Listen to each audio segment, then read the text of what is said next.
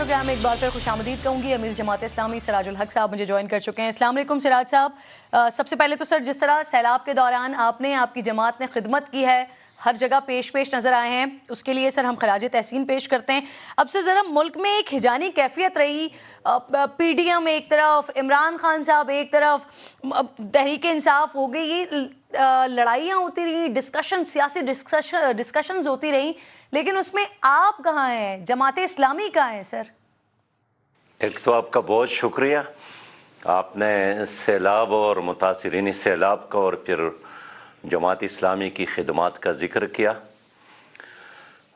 इस वक्त हुकूमतों की लड़ाई है, ये अवाम की लड़ाई नहीं है, न अवाम के लिए है, न ये लड़ाई गुर्बत के ख़िलाफ़ है, न लड़ाई जहालत के ख़िलाफ़ है, न लड़ाई महंगाई के ख़िलाफ़ है, न लड़ाई बेरोज़गारी के ख़िलाफ़ है, न ये लड़ाई 3 करोड़ 33 लाख सैलाब के मुतासिरीन के लिए है, न ये लड़ाई कश्मीर के आज़ादी के लिए है, न ये लड़ाई आप या वापस लाने के लिए है, न ये लड़ाई पाकिस्तान को माशी तौर पर आगे ले जाने के लिए है।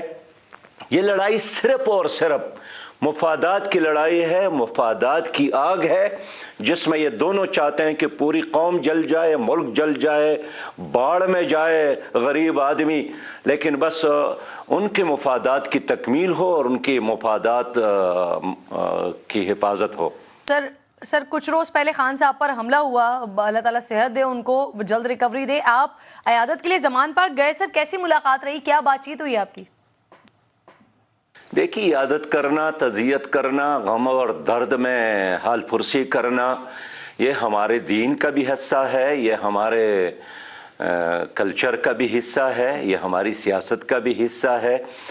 और हम इख्तिलाफ ज़रूर रखते हैं, लेकिन सियासी इख्तिलाफ को इस तरह चलाना जिस तरह इंडिया और पाकिस्तान बिल्कुल दो एक दुश्मन ताकतें हैं, मैं समझता हूँ कि इस तरह रवैये ये मुल्क के लिए पॉजिटिव नहीं है।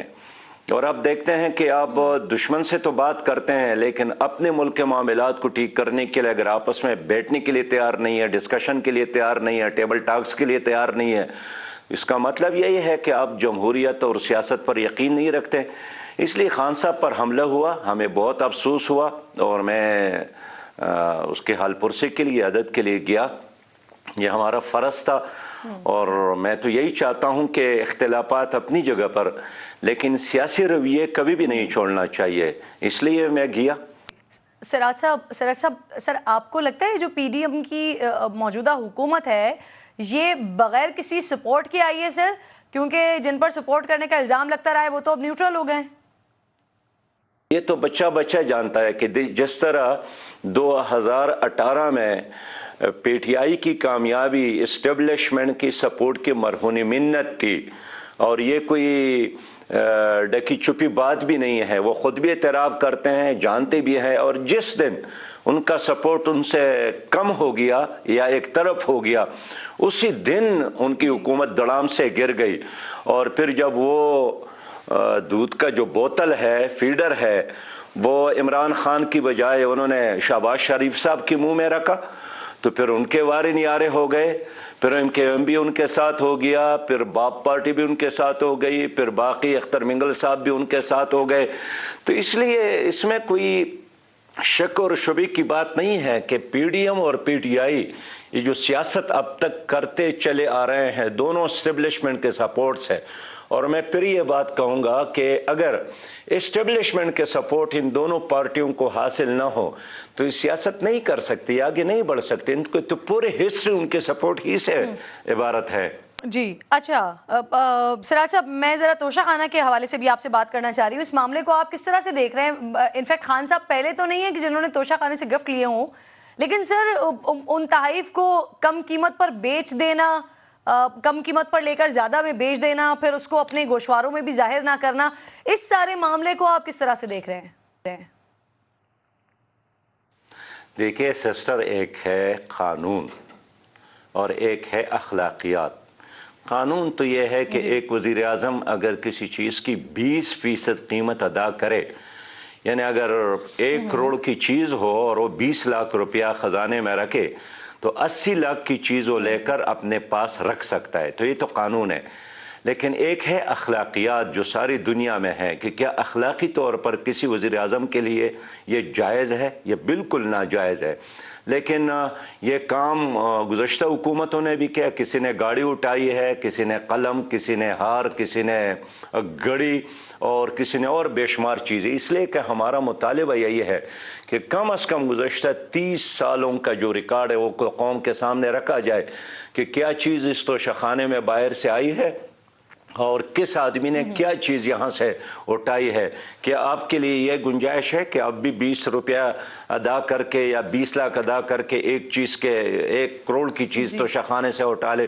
کیا مجھے یہ سہولت ہے؟ مجھے سہولت مل بھی جائے میں کبھی بھی ایسا کام نہیں کروں گا، اس لیے کہ اخلاقی طور پر ٹھیک نہیں ہے. لیکن ایک چیز اگر قانون میں ہے وہ تو یہی ہے کہ آپ اٹھا سکتے ہیں. بیچنا یہ تو اس سے بھی 10 قدم آگے بڑھ کر ایک غلط کام ہے جس سے پوری دنیا میں ہماری رسوائی اور ہمارے لیے شرمندگی ہوئی ہے. اخلاقی طور پر درست نہیں سمجھتے آپ اسے سر. جنرل باجوہ نے بطور آرمی چیف اپنی آخری تقریر میں سانحہ مشرقی پاکستان کو سیاسی غلطی قرار دیا ہے. سر آپ ان کے اس اسٹیٹمنٹ کو کس طرح سے دیکھ رہے ہیں؟ کیونکہ اگر کوئی سیاسی جماعت سر اس سے سب سے زیادہ متاثر ہے تو وہ آپ کی جماعت ہے، کیونکہ آج بھی آپ کے کئی لیڈران کو وہاں پر سزائیں دی جا رہی ہیں. باجوہ صاحب کا یہ اسٹیٹمنٹ ہے کہ سیاسی ناکامی تھی، تو سیاسی ناکامی بھی اس دوران تو یحییٰ خان صاحب صدر تھے اور پھر جناب بھٹو صاحب. اس وقت بھی ہوا یہی ہے کہ انہوں نے جمہوریت کو تسلیم نہیں کیا، ورنہ 161 حلقوں میں کامیابی ہوتی شیخ مجیب الرحمان کو. یہاں 81 سیٹ ملے تھے پیپل پارٹی کو، لیکن انہوں نے شیخ مجیب الرحمان صاحب کی کامیابی کو تسلیم نہیں کیا. اور یہاں کی اسٹیبلشمنٹ، یہاں کی بیوروکریسی اور یہاں کی سیاستدانوں نے مل کر طے کیا تھا کہ مشرقی پاکستان بنگلہ دیش بن جائے تو اب ہمیں کوئی اعتراض نہیں ہے. اور یہی وجہ ہے کہ یہ صرف سیاسی ناکامی نہیں ہے، یہ بالکل فوجی ناکامی بھی ہے اور سیاسی ناکامی ہے. اور یہ بات ثابت ہو گئی کہ جب بھی قوم فوج کی پشت پر کڑی نہ ہو، اس کے ساتھ ٹینک اور توپ سب کچھ ہو، وہ کبھی کامیاب نہیں ہو سکتی.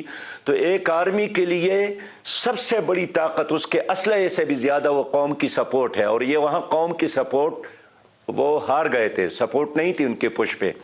راج صاحب سر ویسے آپ لوگوں کا ایک ماضی رہا ہے، افغان جہاد میں آپ لوگوں کا کردار رہا ہے سر، قبائلی علاقوں میں فوجی آپریشن پر آپ ایک لائن لیتے رہے، ایک موقف لیتے رہے سر. حالیہ کچھ دنوں میں جو سوات اور قبائلی علاقوں میں چند واقعات پیش آئے، شدت پسندوں کی واپسی ہوئی ہے، اس کے بعد جو احتجاج ہوا اس میں آپ کی جماعت کے سینیٹر مشتاق صاحب بڑے پیش رہے ہیں سر، اس کی کیا وجہ ہے؟ دیکھیں، ملاکنڈ ڈویژن میں ہم امن چاہتے ہیں. ہم نہیں چاہتے ہیں کہ وہاں دوبارہ بدامنی ہو، ہم نہیں چاہتے ہیں کہ وہاں دوبارہ جنگ ہو، ہم نہیں چاہتے ہیں کہ ملاکنڈ ڈویژن کے لوگ دوبارہ ماضی کی طرح IDPs بنے. ہم نہیں چاہتے کہ وہاں ہماری سکول، کالج، یونیورسٹیاں بند ہو. ہم نہیں چاہتے ہیں وہاں ہمارے مساجد اور چوک اور چوراہوں انسانی خونوں سے خون رنگ ہو. اس لیے امن ہماری ضرورت ہے، امن کے لیے ہم کام کر رہے ہیں. ابھی گزشتہ دنوں بھی ہم نے بہت بڑا جرگہ کیا تھا جس میں تمام سیاسی جماعتوں کے لوگوں کو ہم نے بٹخیلہ میں بلایا. بہت شکریہ سر. سامی کی معذرت، وقت ختم ہو گیا ہے پروگرام کا.